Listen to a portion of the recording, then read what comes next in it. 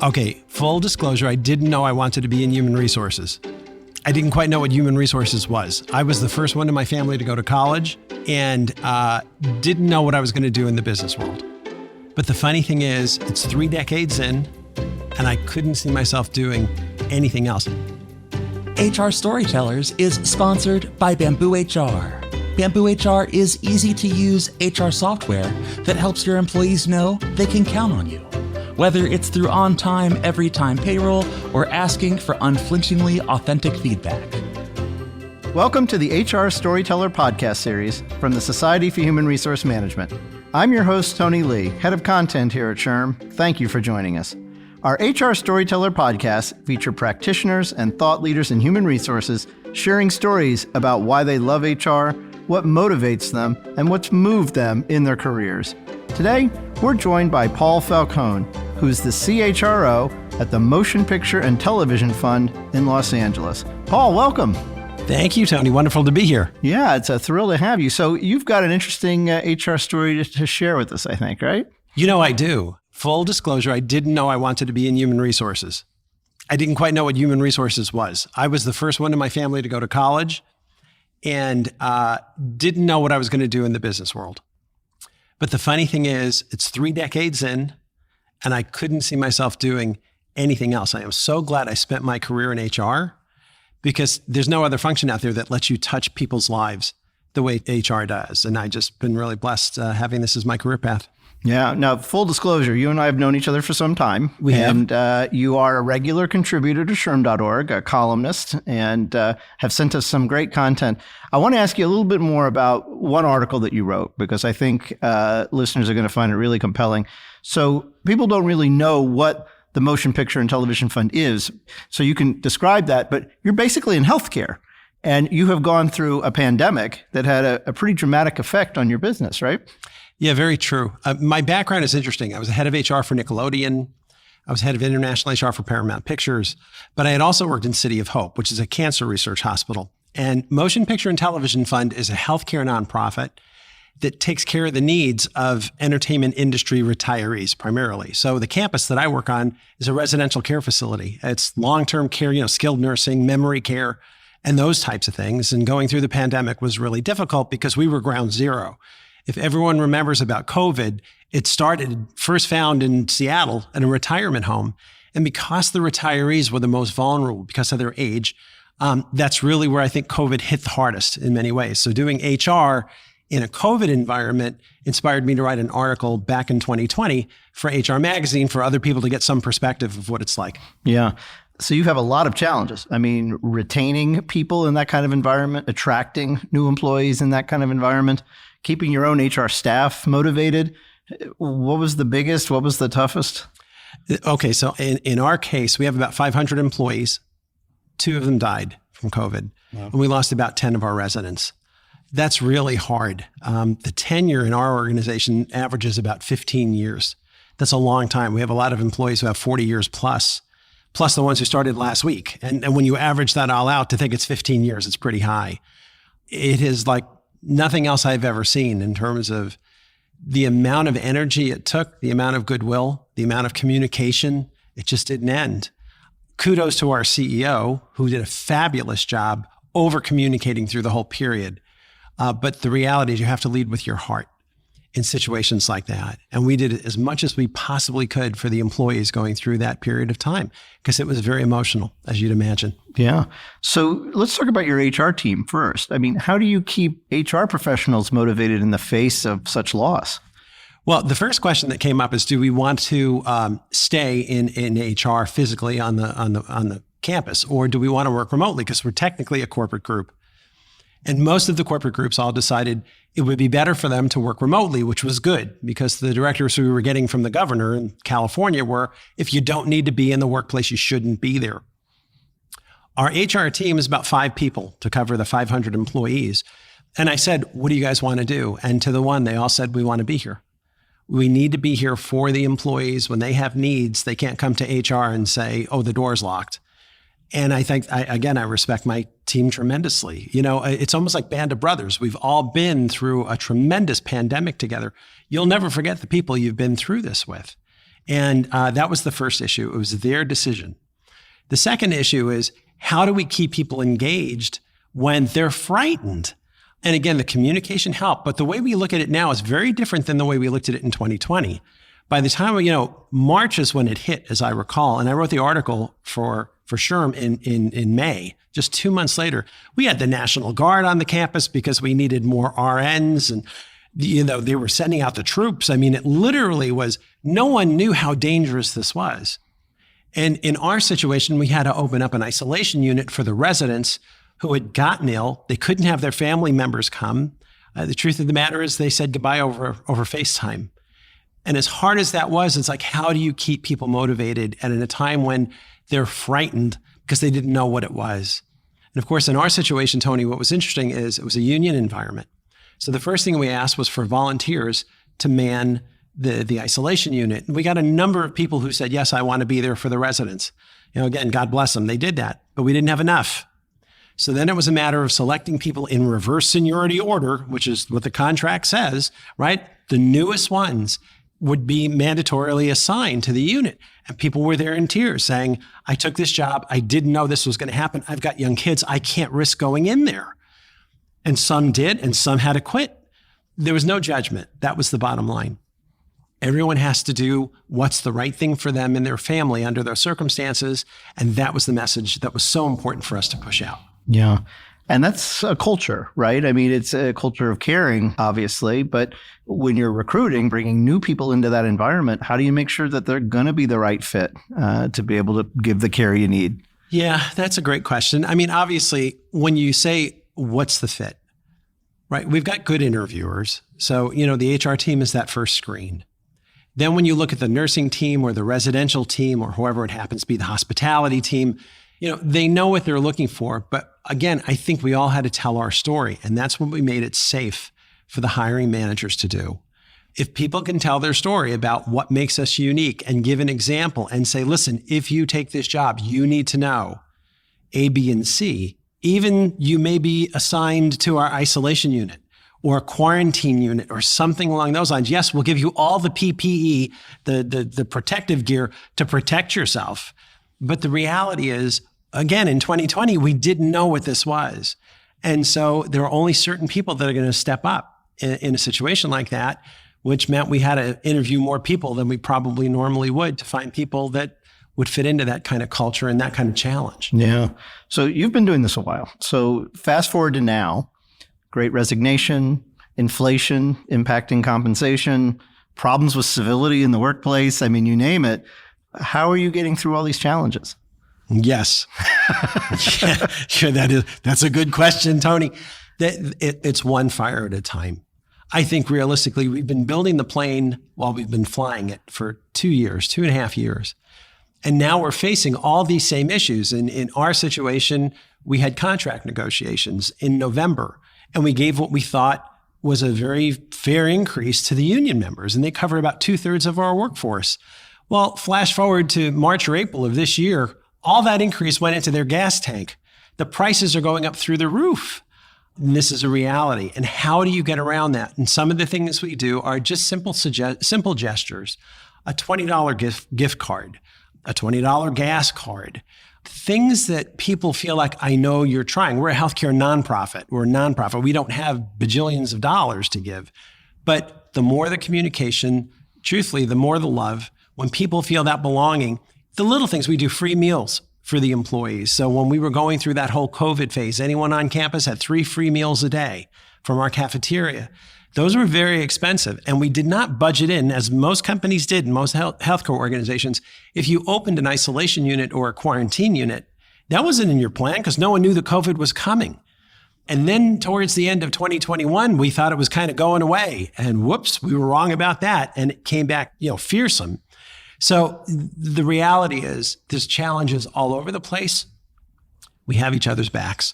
And that's the message. The organization that I belong to was founded in 1921. We celebrated our 100th anniversary last year. We actually got an honorary Oscar, the humanitarian award at the Oscars last year. But basically, the philosophy is we see a need and we fill it. Mm-hmm. And we keep it that simple for all the people, not just the residents on the campus, but anyone we help in the community. but we have to start with our own. And we wanted to make sure that people felt like we weren't taking advantage of them to only service the clients and the customers and the patients or anything else. We wanted to make sure that the employees felt like we were listening to their needs too. We had their backs, and we did a lot of things for their families. Even something simple like pull up your car, open the trunk, and we were going to put in toilet paper. We were going to put in rolls of towel. You couldn't find paper goods. People forget all about that stuff. But we made sure that as much as we can use our bargaining leverage to, for distribution reasons, and we can pass that along to the families, get them the PPE that they needed, get them tested, get their family members tested. That's when you say, yes, we're a real community. And we've been through this, and it has that family feeling. Yeah.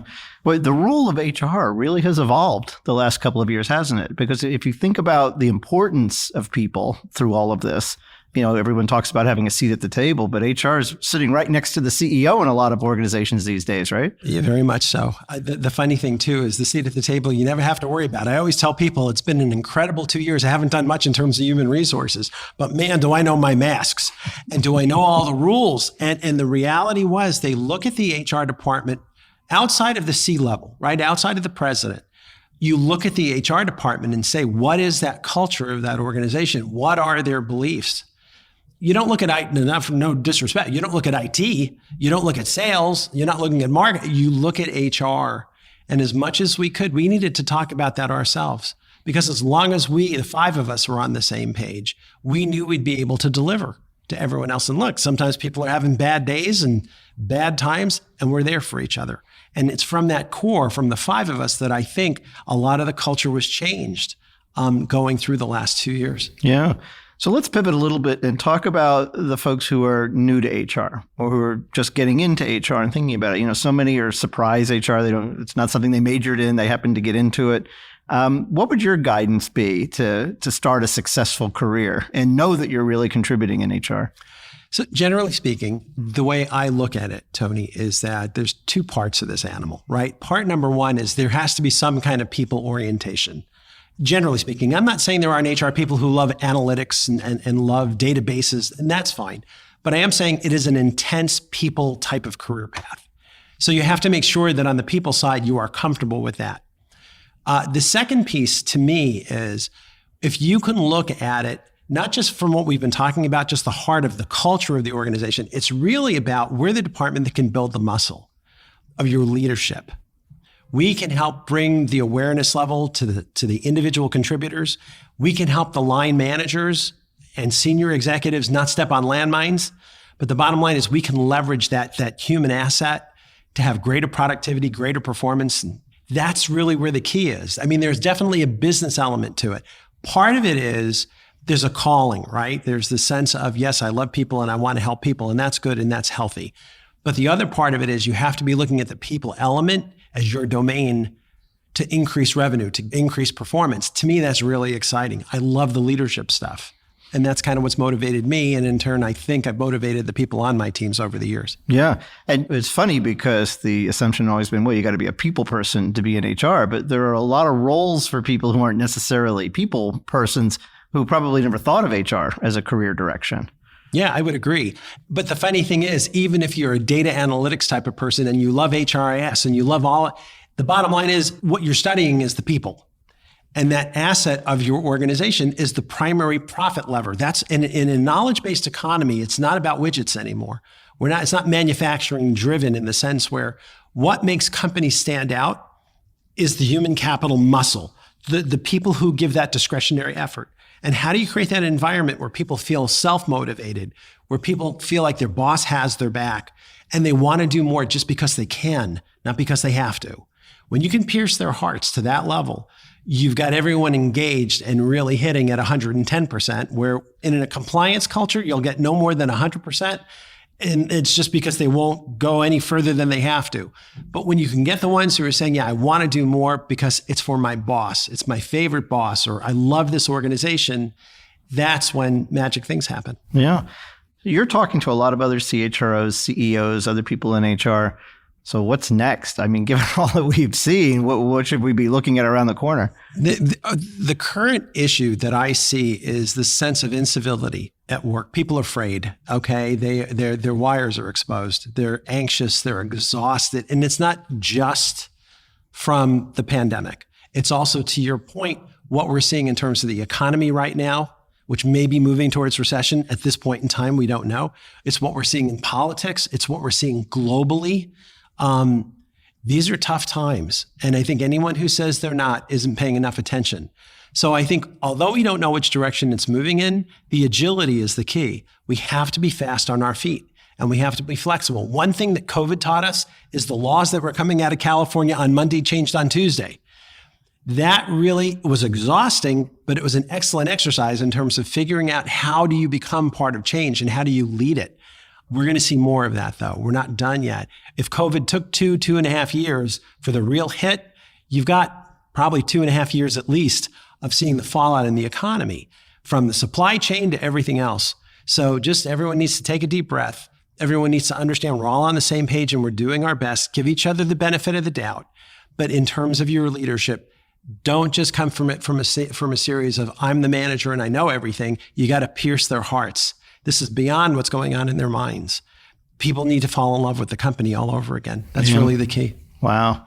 I have to ask, because you've mentioned civility a couple of times, how is it being manifested and what can HR do to improve that? You have to ask, because people won't necessarily tell you. Your frontline operational leaders don't always come to you and say, my people are behaving like there's a full moon.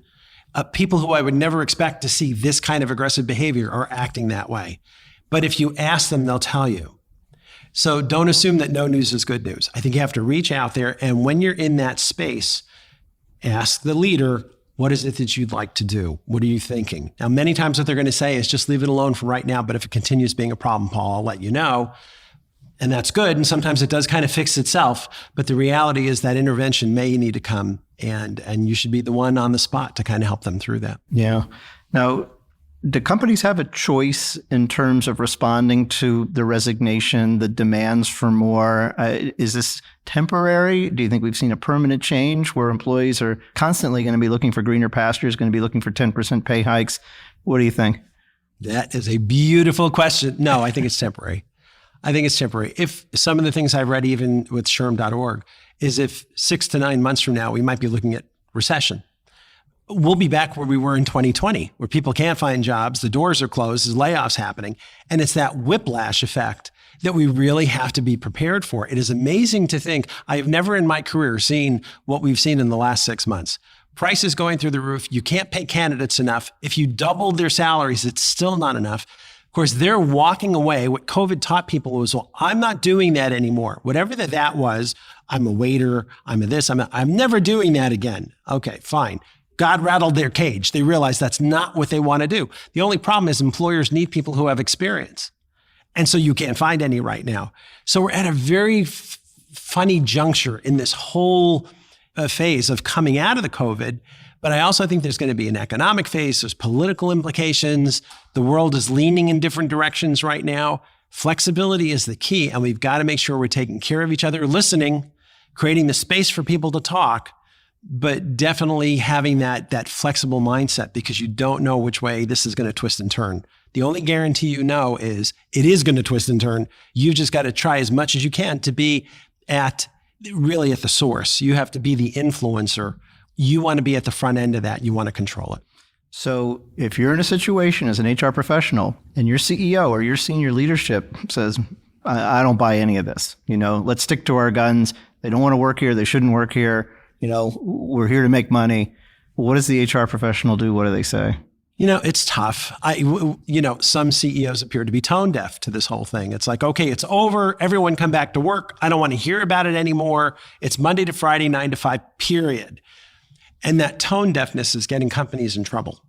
People who are saying, you know what? I don't like the way the company handled themselves in COVID. I don't like that they're making believe it didn't happen. I've heard stories where people say, it turned out that our CFO had COVID, but they didn't tell anybody. So it's like, okay, it's good enough that I can come in and work, but you don't mind the fact that I might have been infected or gone home and infected my whole family. Those are ethical decisions, Tony, that come up. And granted, we didn't know what we were facing. It's been 100 years since we've had one of these. But there's an element of kindness. There's an element of selflessness. There's an element of just humanity that companies handled it the wrong way.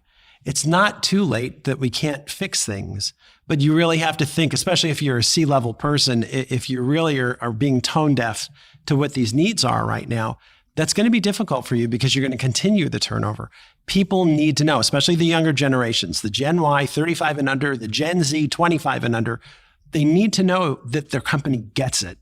And I think that's good wisdom for everyone who's in a C-level position these days. Yeah. One other question on that. So we all know that having a social conscience as a company has gotten far greater in importance, especially to those younger generations of employees. Do you think companies are getting it? Are they starting to demonstrate that? Are they giving employees the opportunity to give back to their communities on the company dime? What do you think? I think it's a great question. Corporate social responsibility is when you pose the questions to the Gen Y millennials and the Gen Z zennials, right? These are the most studied cohorts in world history. We know what they want. And corporate social responsibility and environmentalism are two of the top 5. So the reality becomes, if you're a wise employer, listen to what they're saying. First of all, this younger generation is very wise beyond its years because they've had some pretty tough years. And the reality is what they're asking for is good stuff. If you come across as tone deaf and I don't care, just get back to work. And if you have any questions, I don't want to hear them. You're going to block people out. So if you're the HR person and you're dealing with a CEO who kind of comes from that mindset, give them the data. Listen, you can't fix everything. This is my company and I started it. And if it fails under my leadership, right? I get that. But if you can give them the data that says 45% of the population that's working in this company is like the rest of the country. They're millennials and zennials. That's what's going on. Let's listen to them because that 45% is going to hit 50% very soon. And especially the baby boomers are finishing off right now. So the smart money is going to say, listen to what they want, especially if it's noble, especially if it's sincere. And if they do, let's build a program around this. I just think that's smart. But then it could be the CEO's idea. So as much as you can get that person to that point, there's enough literature out there to help make your point very easily. Beautifully said, Paul. Thank you so much. It's been a real pleasure having you here. It's Paul Falcone you've been listening to, sharing his wisdom and some great stories. You can hear all of our HR Storyteller podcasts by visiting our website at shrm.org/podcast. Thank you so much for listening.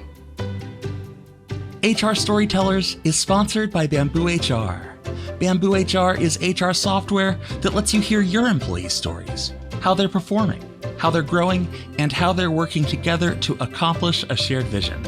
Its intuitive design helps connect everyone in your organization and build trust, whether it's through on-time, every-time payroll or asking employees for unflinchingly authentic feedback. Start hearing your employees' stories with a free demo. Visit bamboohr.com/storytellers to learn more.